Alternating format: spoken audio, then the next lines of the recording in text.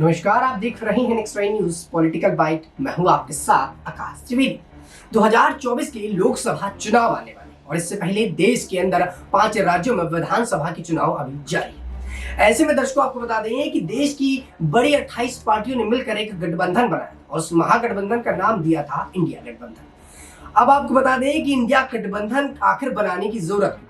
आपको बता दें कि जिस प्रकार से भारतीय जनता पार्टी का वर्चस्व देश के अंदर है और लगातार भारतीय जनता पार्टी केंद्र पर बैठी हुई है और उसको हटाने के लिए ही ये इंडिया गठबंधन बना था। राहुल गांधी ने इसकी नींव रखी और कहा गया कि इंडिया गठबंधन लोकसभा चुनाव के लिए बनेगा और सारी पार्टियां मिलकर चुनाव लड़ेंगी और एजेंडा उनका एक ही था कि किसी प्रकार से भारतीय जनता पार्टी यानी कि मोदी सरकार को केंद्र से हटाया जाए।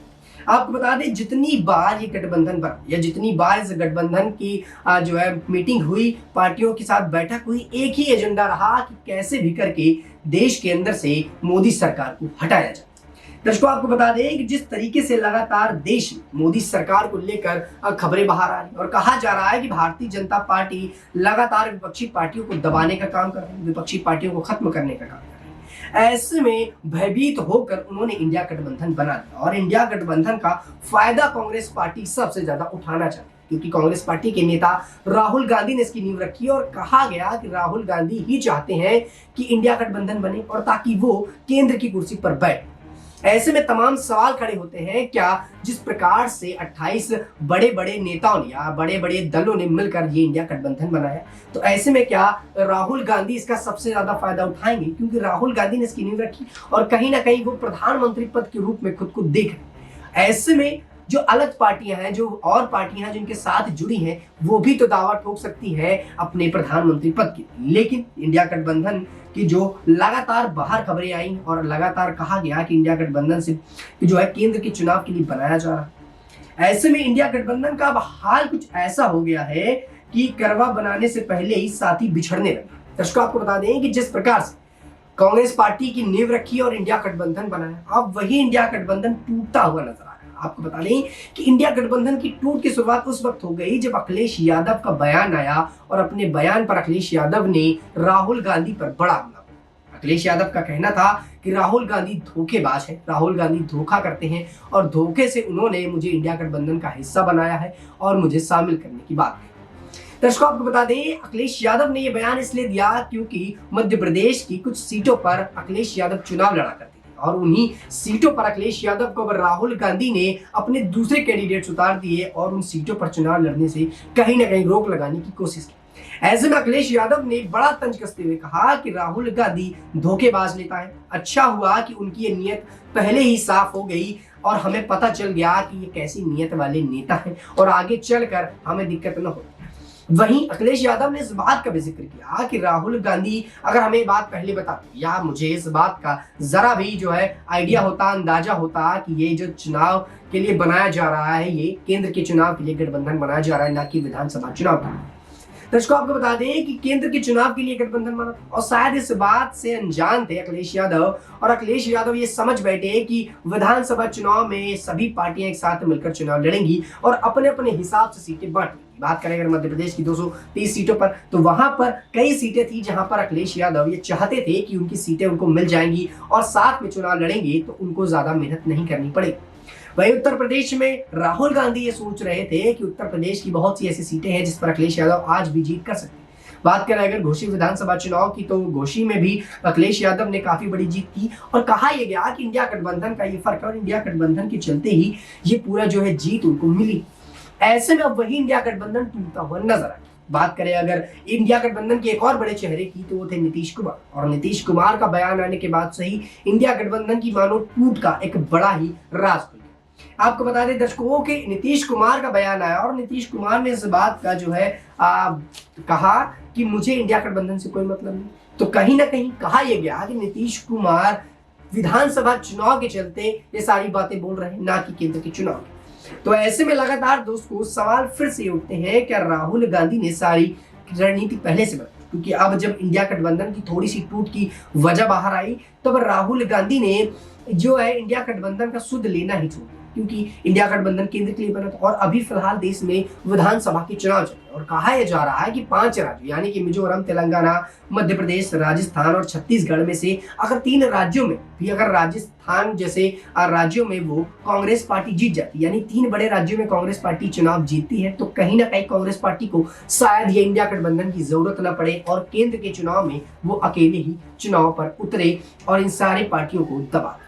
दर्शकों, आपको बता दें कि ऐसे में मुख्यमंत्री कमलनाथ की ओर से भी जो है पूरा बड़ा बयान और उन्होंने गठबंधन की ओर से प्रतिबंधित एक एंकर को न सिर्फ साक्षर दिया बल्कि उनके साथ तस्वीरें भी ली और इस बात का जिक्र किया कि इंडिया गठबंधन की कहीं ना कहीं उनको जरूरत नहीं है। उन्होंने ये बात साफ तौर पर तो नहीं कही, लेकिन कहीं ना कहीं उनकी बातों से छलकता हुआ नजर आया। वहीं आपको बता दें, हाल में कांग्रेस की ओर से लोकसभा चुनाव को लेकर पुराने पदाधिकारियों के साथ बैठक में ज्यादातर लोग सपा के गठबंधन के साथ और पक्षधर नहीं रहे। उन्होंने लोगों ने पिछले अनुभव को देखते हुए सपा के साथ समझौते करने से मना कर और सपा की प्रवक्ता सुनील जसन ने कहते हैं कि कांग्रेस इंडिया गठबंधन के बने नियम को नहीं मान रही तो वो सहयोगी दलों से कैसे अपेक्षा रखती है।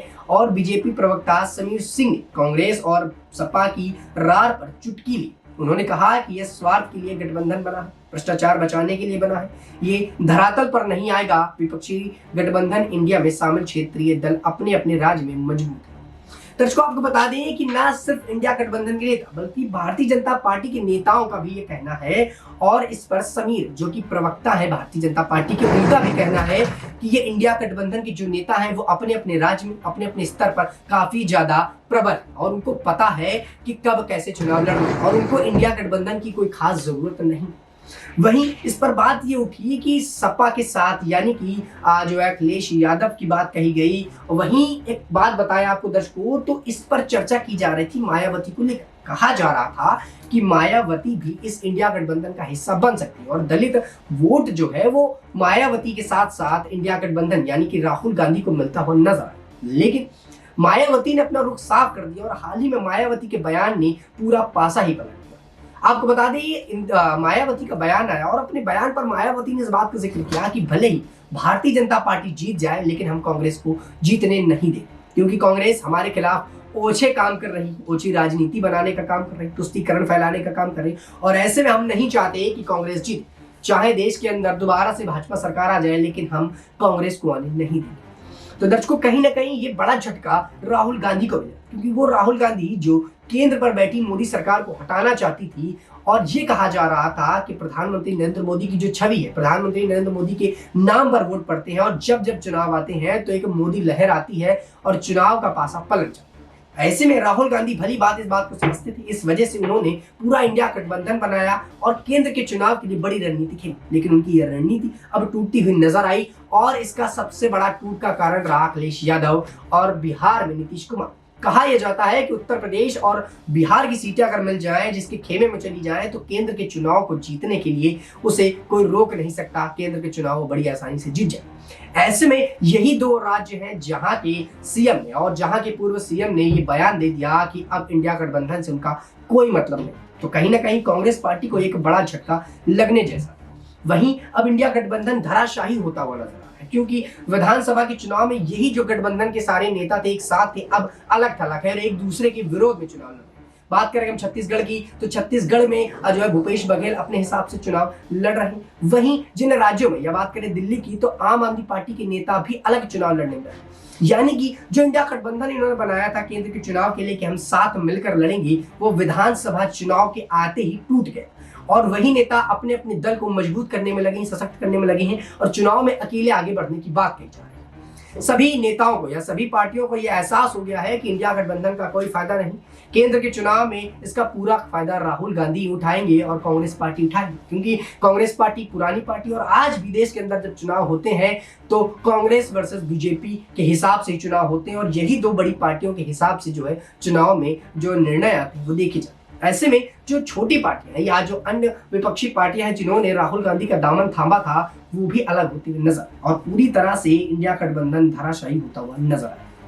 आपको बता दें, कांग्रेस को ये डर है कि अगर ये विपक्षी एकता का खेल फेल न हो जाए, कांग्रेस की सारी तैयारियां धराशाही न हो जाए। और यही जो उनका डर है अब कामयाब होता हुआ नजर भी आ रहा है, क्योंकि वो लगातार इस बात से डरते थे कि अगर हमने जो विपक्षी गठबंधन बनाया, हमने जो गठबंधन बनाया और उसका नाम इंडिया रखा, और आपको बता दें कि इस इंडिया गठबंधन पर एक बड़ा चेहरा जुड़ा था, वो था ममता बनर्जी। और ममता बनर्जी ने ही ये नाम सुझाया था कि इंडिया नाम रखेंगे, और इसके बाद इंडिया नाम को लेकर देश के अंदर काफी ज्यादा चर्चाएं तेज हुई। बात करके भारतीय जनता पार्टी की, तो उन्होंने इंडिया नाम हटाने को लेकर तमाम बयान दिए और विपक्षी पार्टियों का कहना था कि हमारी इंडिया गठबंधन से डर गए।